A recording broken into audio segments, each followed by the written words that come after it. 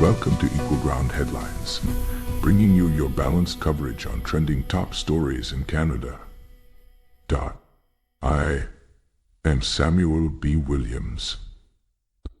As Canadians approach their critical federal election on April 28th, recent statements from U.S. President Donald Trump have unexpectedly thrust U.S. Canada trade relations into the heart of the campaign. Trump's aggressive remarks regarding potential new tariffs on Canadian automobiles have sparked renewed urgency among Canadian voters and political leaders, profoundly influencing election dynamics just days ahead of polling day. Prime Minister Mark Carney, who succeeded Justin Trudeau as Liberal leader, swiftly seized upon Trump's remarks during a heated campaign rally on April 24th, portraying them as evidence of a hostile shift in the Canada-US relationship. Carney vehemently argued that Trump's threat, alongside earlier tariffs on Canadian steel, aluminum, and vehicles, represented not only economic challenges, but existential threats to Canadian sovereignty. President Trump's repeated assertions that America does not need Canadian-made cars isn't just economically damaging. It is an attack on Canadian dignity and independence, Carney told supporters. He positioned the Liberal Party as the only political force capable of effectively standing up to Trump's aggressive trade policies, emphasizing his personal experience as former governor of the Bank of Canada and Bank of England in international negotiations. In response, Conservative leader Pierre Poilievre sharply criticized Carney's retaliatory tariffs strategy as ineffective, damaging to Canadian consumers and workers, and potentially provocative to further U.S. escalation.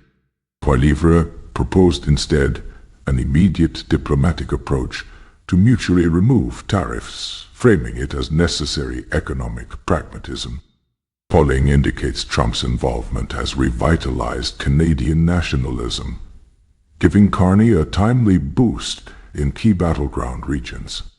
However, voter sentiment remains sharply divided. Many voters, especially in manufacturing-heavy Ontario and Quebec, back Carney's tougher stance on trade. Conversely, voters in resource-rich western provinces lean toward Poilievre, emphasizing economic pragmatism and business stability. Political analysts view Trump's sudden re-entry into Canadian politics as both a strategic opportunity and risk for Carney.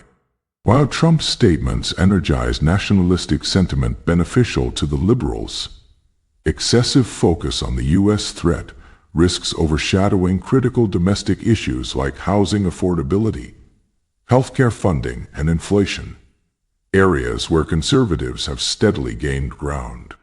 Ultimately, Trump's intervention has sharply refocused the campaign around foreign policy and economic sovereignty.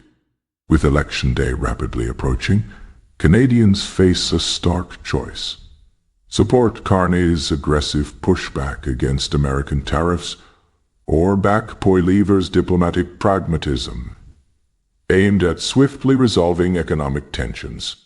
This sudden international dimension adds an unprecedented level of complexity and stakes to an already fiercely contested election.